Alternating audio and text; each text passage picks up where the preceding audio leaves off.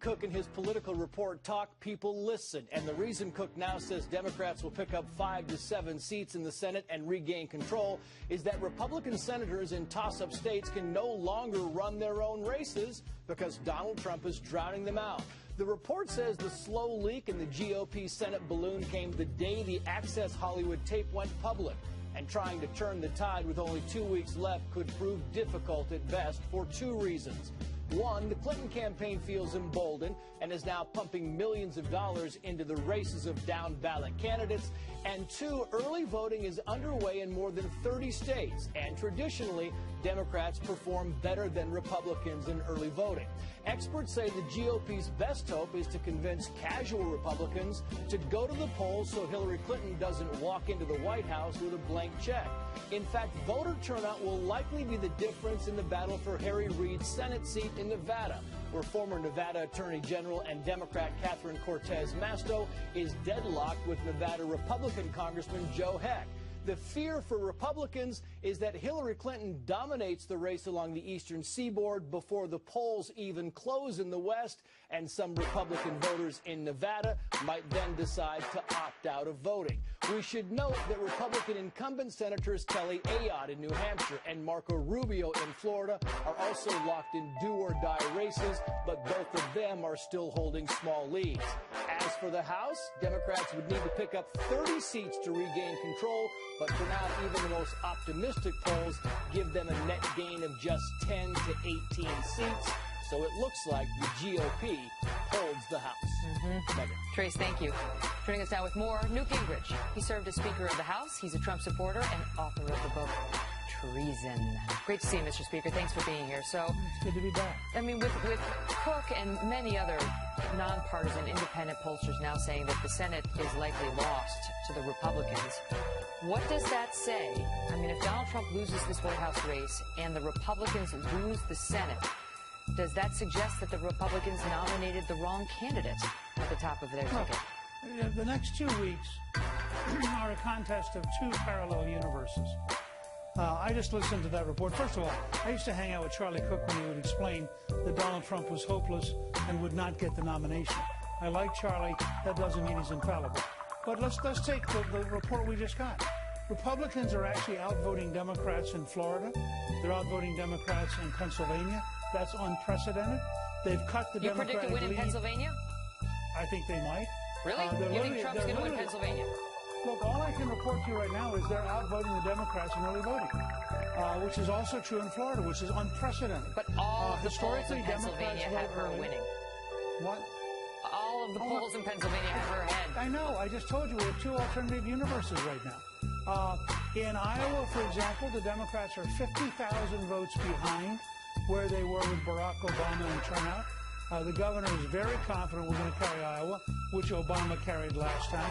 I can just carry you through case after case like this.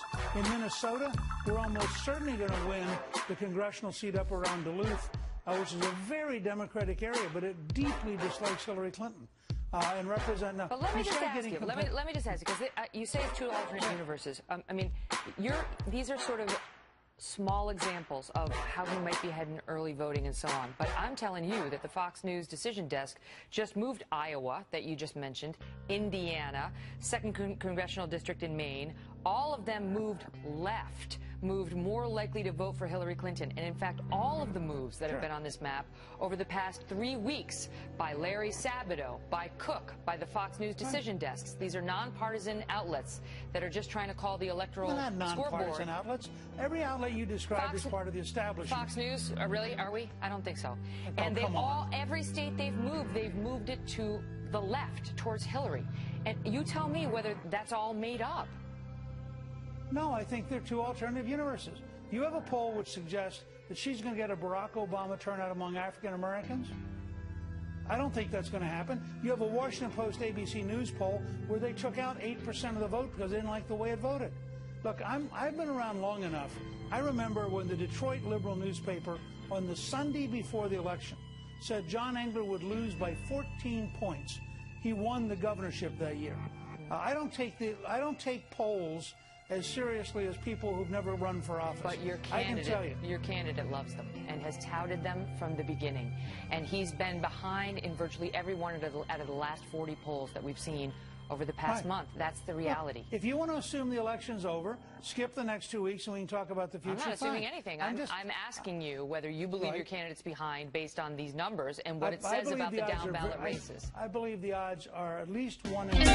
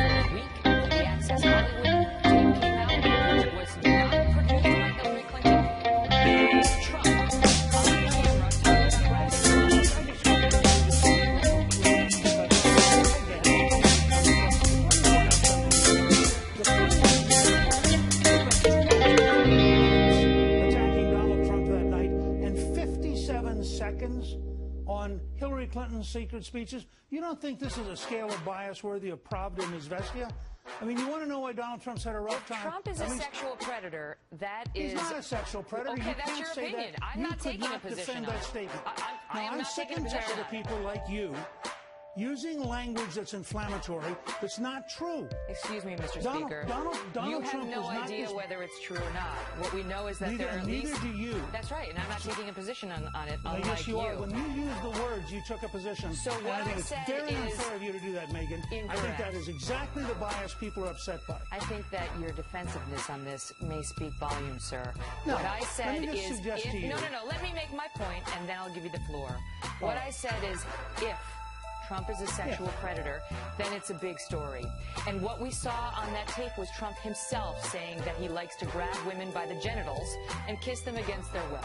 That's what we saw. Then we saw 10 women come forward after he denied actually doing it at a debate to say that was untrue. He did it to me. He did it to me. We saw reporters. We saw people who'd worked with him, people from Apprentice, and so on and so forth. He denies it all, which is his right. We don't know what the truth is. My point to you is, as a media story, we don't get to say the 10 women are lying. We have to cover that story, sir. Sure. Okay, so it's worth 23 minutes of the 3 networks to cover that story.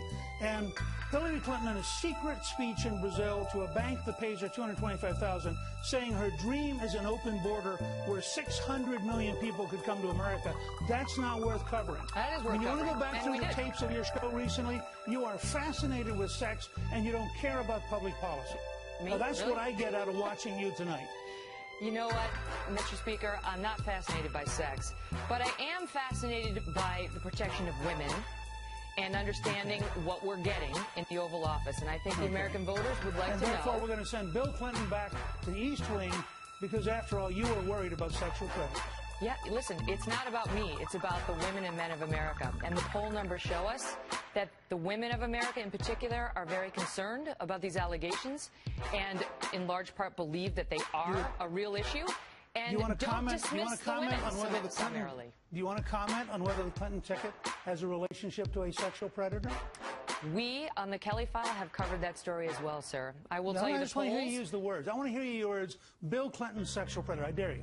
Say Bill Clinton, sexual predator. Mr. Speaker, disbarred by the Arkansas bar? Disbarred by the Arkansas bar.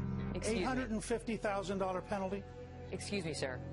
We on the Kelly File have covered the Clinton matter as well. We've hosted Kathleen Willey. We've covered the examples of him being accused as well, but he's not on the ticket. And the polls also show that the American public is less interested in the deeds of Hillary Clinton's husband than they are in the deeds of the man who asks us to make him president, Donald Trump. We're going to have to leave it at that, and you can take your anger issues and spend some time working on them, Mr. Speaker. Thanks for being here. And you too. And you too. You too. So we're taking your thoughts on that. Facebook.com/The Kelly File. As we get into the home stretch, a high-ranking retired commander is taking part in a brand new ad for Hillary Clinton. Four-star General John Allen is here next to explain why he made the decision he did. Plus, a new WikiLeaks dump of Clinton emails is creating serious new questions about whether President Obama lied to the American people about what he knew and when.